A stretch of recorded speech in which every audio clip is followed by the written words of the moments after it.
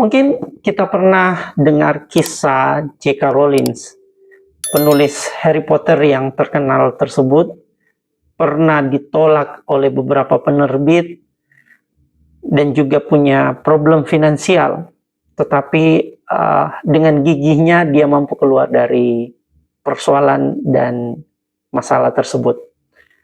Atau pernah dengar Michael Jordan yang di masa SMA-nya dia dikeluarkan dari klub basket, tetapi dia akhirnya mampu keluar dari masalah tersebut dan menjadi pebasket yang terkenal. Atau mungkin kita pernah dengar nama Steve Jobs, pendiri Apple, yang dulu dipecat dari perusahaannya, tapi kemudian kembali memimpin perusahaan Apple, dan sampai hari ini kita lihat mahakarya dari Apple tersebut.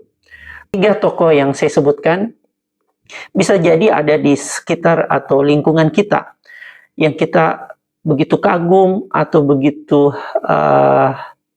angkat topi terhadap mereka yang mampu keluar dari sebuah masalah atau persoalan yang sedang mereka hadapi. Bisa jadi mungkin yang kita lihat ada yang mampu cepat pulih dari masalah, atau bisa jadi ada yang lambat keluar dari persoalan tersebut.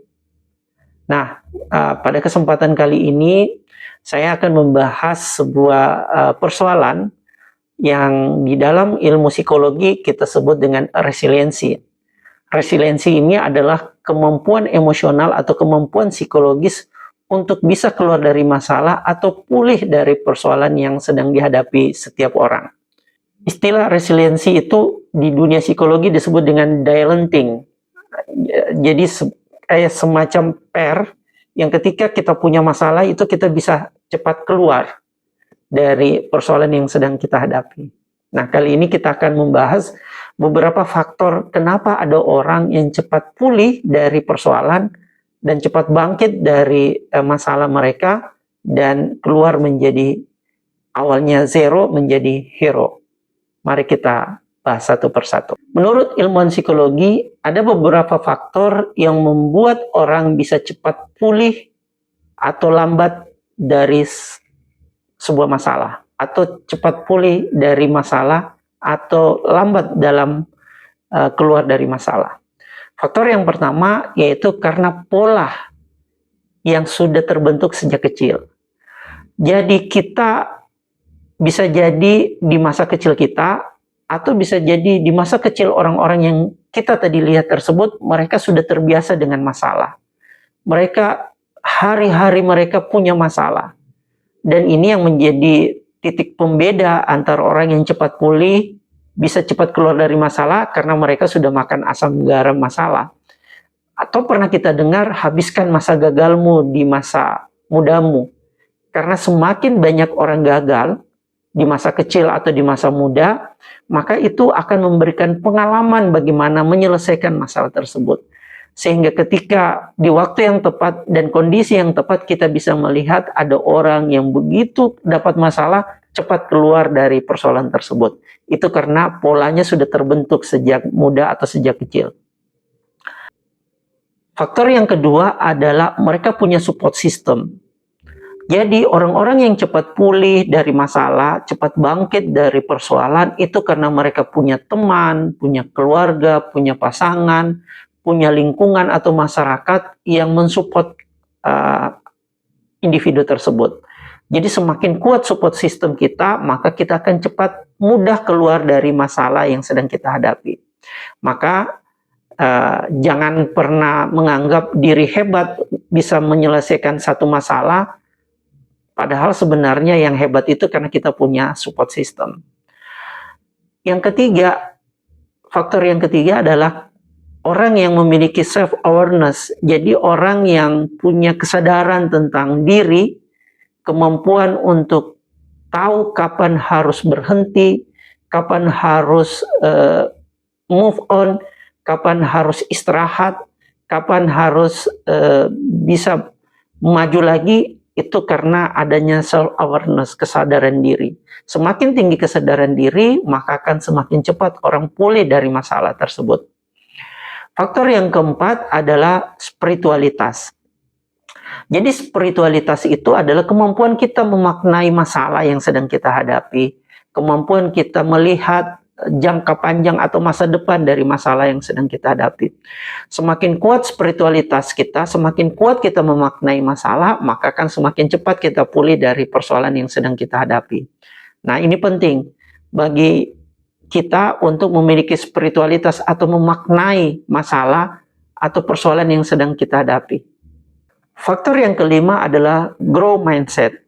Jadi grow mindset ini adalah sebuah cara pandang kita bahwa kegagalan atau persoalan itu bukan dari akhir dari kehidupan kita. Ini cuma langkah yang tertunda. Ini cuma anak tangga yang harus kita hadapi, yang harus kita langkahi. Semakin bagus grow mindset kita, maka kita akan cepat pulih dari masalah, bahkan bisa keluar dari persoalan yang menurut orang lain pelit, tetapi bagi orang yang punya grow mindset yang baik, dia cepat keluar dari masalah itu dan menemukan solusi. Bahkan bisa beradaptasi dari masalah yang sedang dia hadapi. Dari 5 faktor yang saya sebutkan tadi, faktor ini penting untuk dimiliki seseorang untuk bisa cepat pulih dari masalah. Semakin lengkap 5 faktor ini ada pada setiap individu, maka dia memiliki resiliensi yang baik. Pertanyaannya muncul kemudian, kenapa ada orang yang tidak cepat pulih dari masalah? Yang pertama, karena dia menghadapi masalah itu sendiri. Dia tidak punya support system, dia tidak punya teman curhat, dia tidak punya keluarga yang mendukungnya. Mungkin juga tidak punya pasangan yang care terhadap problem yang sedang dihadapinya. Yang kedua, bisa jadi karena dia terlalu keras pada dirinya sendiri. Sehingga orang-orang yang seperti ini itu mudah patah. Dan ketika patah, ya seperti ranting yang patah, tidak mudah untuk pulih kembali. Yang ketiga, bisa jadi karena ada trauma di masa lalu yang belum selesai, yang mungkin butuh waktu untuk bisa cepat menyelesaikan trauma tersebut.